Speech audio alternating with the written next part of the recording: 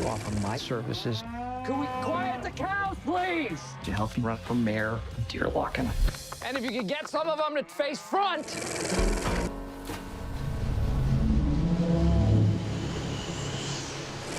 Is there something here that interests you? This interests me. Hello, and thanks for joining us for our weekly film show with our critic, Lisa Nesselson, joining us by Skype. Hello, Lisa. Hello, Eve. Now, we're starting with a movie called Irresistible. American talk show host Jon Stewart, who handed off The Daily Show to Trevor Noah 5 years ago, has written and directed what seems like a timely comedy about US politics. Tell us about it.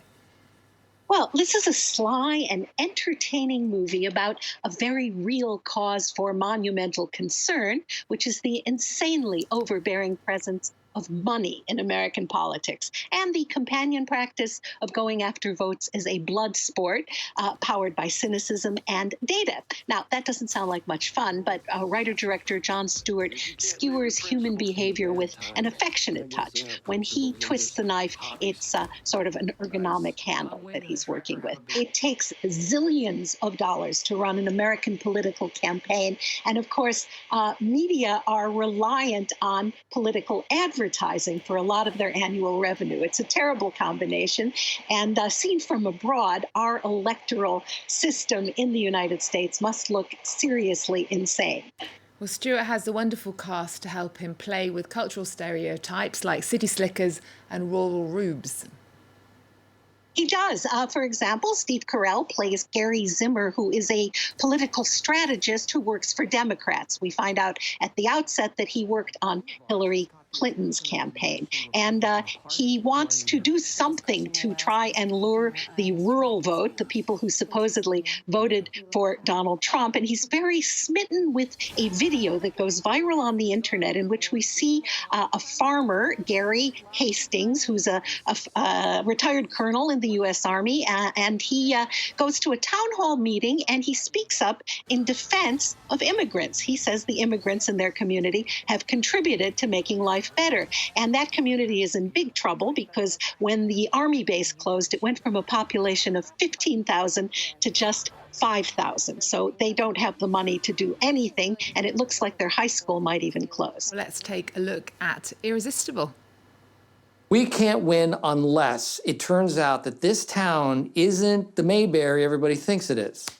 We were the good guys, right? Yeah, we're the good guys. When they go low. We go high.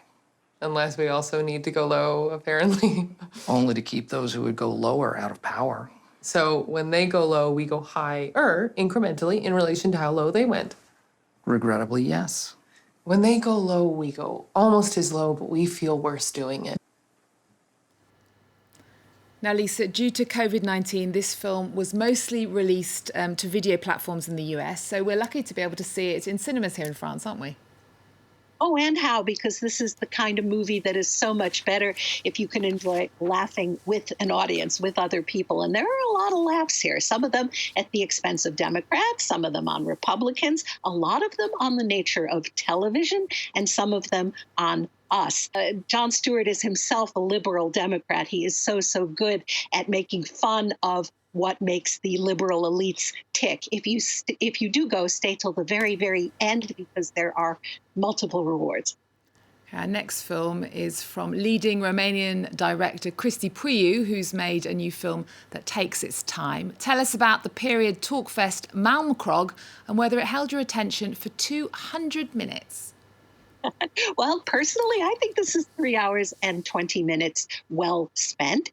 It's the story of Nikolai, a Russian aristocrat who invites a group of friends and acquaintances to his estate in Transylvania in the winter. And every single word that they say, whether it's outside on the grounds or inside while they're having dinner, is based on the writings of a very prominent Russian philosopher and mystic who worked so hard publishing and thinking that it killed him at the premature age of 47 in 1900. The director believes that the books that he wrote conversations about Christianity, about morality, about and also tossing in the Antichrist of all things are absolutely essential reading and very prophetic for the era that we're living in now. Okay, well, let's get a taste of the intellectual gymnastics in Malmkrog.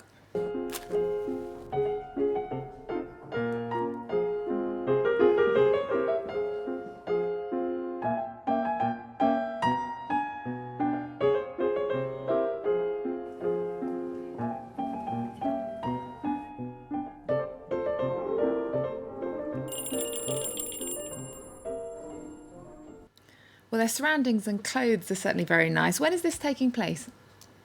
You know, that's never actually stated outright, but some of the conversation is about the World's Fair in Chicago and the World's Fair in Paris. So that means late 1800s. A lot of people might think that this is a endless verbose slog, and they're entitled to that opinion. For me, it was sort of a series of mini duels in which it was the tongues that are sharp, not sharpened blades.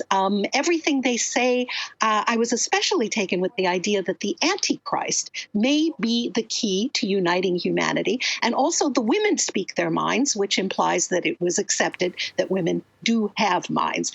So much of what this talks about, colonialism, servitude, war, peace, the place of religion, these are topics we are still working out. And how you feel about them has to do with how you were raised and what sort of things you've been exposed to. I think that even if you don't take the plunge into this very long, very talky movie, the director's name is one you should know, Cristi Puiu, because he is credited with having launched the Romanian New Wave. Okay, well, on French screens at the moment is a film written and directed by Zoé Wittock, a first-time director from Belgium. It's an attention-getting premise, and it's supposedly based on a true story. Tell us about Jumbo. Well, this is the story of Jean, who works at an amusement park where, believe it or not, she falls in love with one of the attractions, one of the rides. It's called Move It, but she renames it Jumbo. It has mechanical arms, and she actually yearns to be held by those arms. Okay, well, let's take a look at Jeanne and the object of her affection. Je t'ai pas vu à la présentation d'équipe. Tout le monde me connaît ici, je viens depuis que je suis toute petite.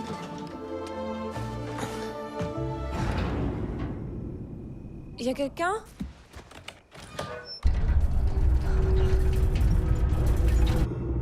Salut toi, ça te va si je t'appelle Jumbo? Est-ce que on peut faire un tour?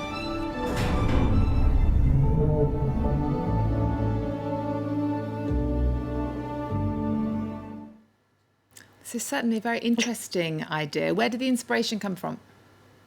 Well, the writer-director was inspired by the true story of an American archery champion named Erica Eiffel, who united herself with or married the Eiffel Tower in a commitment ceremony in 2007. And this is an actual condition. Objectum sexuals believe that they can be in a committed relationship, a reciprocal relationship with what the rest of us would call inanimate objects, and they get enormous satisfaction from that. And I was not familiar with this. I did not know it was a real thing, but in the film, it's presented in such a interesting way. Jeanne is pretty shy with real people, but she is incredibly bold with Jumbo and Jumbo's flashing lights and Jumbo's oozing grease. And so we get the tactility of their romance. And Jumbo is even capable of jealousy because he sort of sulks and pouts when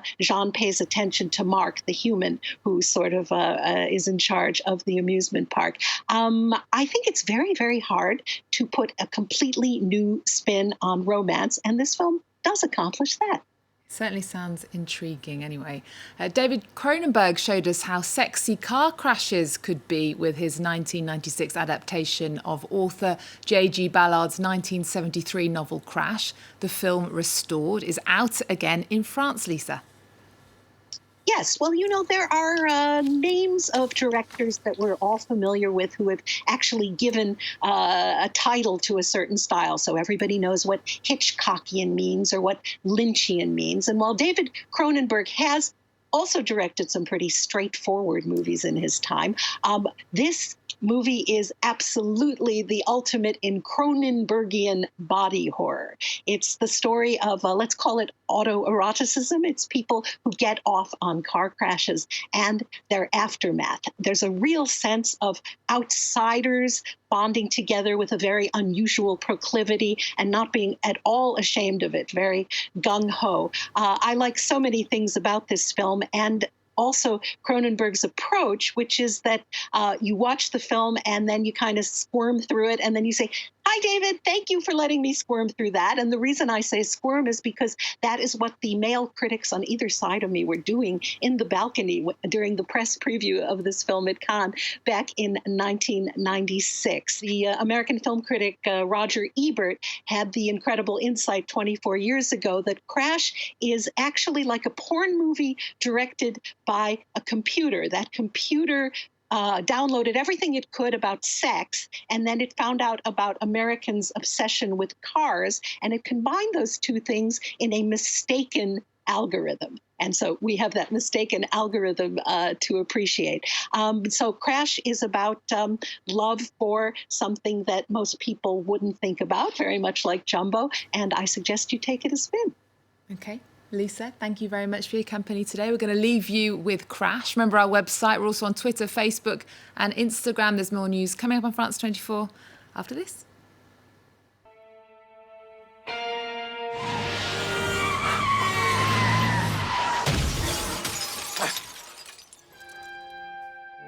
Crash victim? Yes. This is a work of art.